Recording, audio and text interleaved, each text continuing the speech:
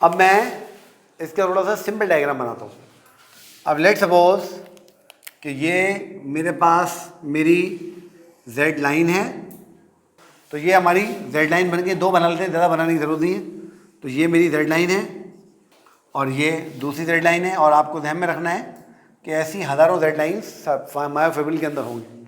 हमने बात की कि एक जेड लाइन से दूसरी जेड लाइन का जो डिस्टेंस है, इस डिस्टेंस को हम कहते हैं सार्कोमेयर। तो सार्कोमेयर क्या है? Basically it's a distance between two Z lines. ये दो जेड लाइन्स के बीच का डिस्टेंस है, ये दो जेड लाइन्स के बीच का डिस्टेंस। ठीक हो गया। अब फिर हमने बात की कि ये जो जेड लाइन है, इससे एक्टिन प्रोटीन ओरिजिनेट करेगी। इस जेड लाइन से एक्टिन प्रोटीन ओरिजिनेट करेगी। और हमने बात की कि इसके दरमियान में मायोसिन प्रोटीन होगी। और ये भी हमने बात की कि एक मायोसिन को 6 एक्टिन प्रोटीन्स सराउंड करती है। ठीक हो गया। अब देखो यहाँ पर एक चीज़ समझो। अब जब मैं इसको देख रहा हूँ तो मैं एक दो चीज़ें नोट कर रहा हूँ। और मैं एक दो चीज़ें क्या नोट कर रहा हूँ कि अगर मैं देखूँ तो इस सार्कोमेयर में मुझे कुछ चीज़ें नज़र आ रही हैं। मिसाल के तौर पे अगर मैं यहाँ से एक इमेजिनरी लाइन ड्रॉ करूँ और यहाँ से भी एक इमेजिनरी लाइन ड्रॉ करूँ, तो बेसिकली मैं क्या कर रहा हूँ, मैं पूरी लेंथ देख रहा हूँ मायोसिन की। मैं क्या देख रहा हूँ? मायोसिन की पूरी लेंथ देख रहा हूँ ना। तो ये जो यहाँ से लेके यहाँ तक का जो पार्ट है, ये आपके मायोसिन की कंप्लीट लेंथ है। तो सार्कोमेयर का ये पार्ट जो कि मायोसिन की पूरी लेंथ के बराबर होता है, इसको हम नाम देते हैं ए बैंड का। किसका नाम देते हैं? ए बैंड का। किसका नाम देते हैं बेटा? A band. अब यहाँ पर जो ए है, A is for an isotropic band. ठीक है। अब ये जब आप पढ़ेंगे तो आप देखेंगे जब हम इस पर लाइट थ्रो करते हैं तो कुछ पार्ट सार्कोमेयर का लाइट को डिफ्लेक्ट करता है, कुछ को नहीं करता है। उसकी बेस पे इनके नाम रखें बाहर। खैर, तो इसको हम क्या नाम दे देते हैं? ए बैंड का। अच्छा, मैं अगर थोड़ा सा इसको मज़ीद मॉडिफाई करके थोड़ा सा आगे बढ़ा दूँ, क्योंकि मुझे आपको एक चीज़ और समझानी है। तो अब आप देख रहे हैं कि मैं एक इमेजिनरी लाइन और पास कर रहा हूँ आपके सामने, और वो इमेजिनरी लाइन ये है। और आप देख रहे हैं कि इस इमेजिनरी लाइन के बीच में इस ए बैंड का वो हिस्सा है जहाँ पर सिर्फ मायोसिन है, और इसके बाहर वाले हिस्से में एक्टिन और मायोसिन ओवरलैप कर रही है। ऐसा ही है ना? यानी इस वाले पार्ट को मैं देख रहा हूँ तो यहाँ मुझे एक्टिन भी नज़र आ रही है और मायोसिन भी नज़र आ रही है।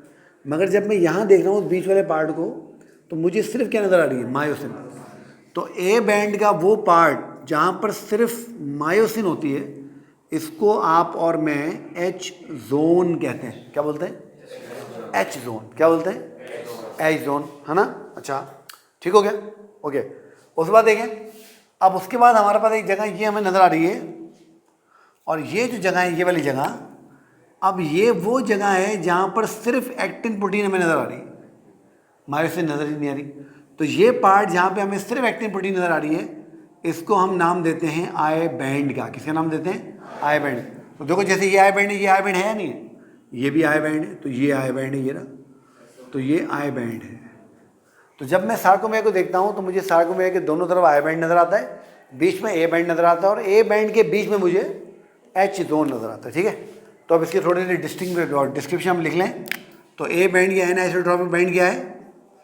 It's a total length of myosin. It's a total length of myosin. ये मायोसिन की टोटल लेंथ है। ठीक। फिर एच जोन क्या है? H zone is a part of A band. ये ए बैंड का पार्ट है where actin and myosin do not overlap. यानी वो जगह जहाँ एक्टिन मायोसिन ओवरलैप नहीं कर रहे। तो इसके पास कंटेन मायोसिन ओनली। यहाँ पर हमें सिर्फ क्या मिलेगा? यहाँ पर हमें सिर्फ मायोसिन मिलेगी। ठीक हो गया।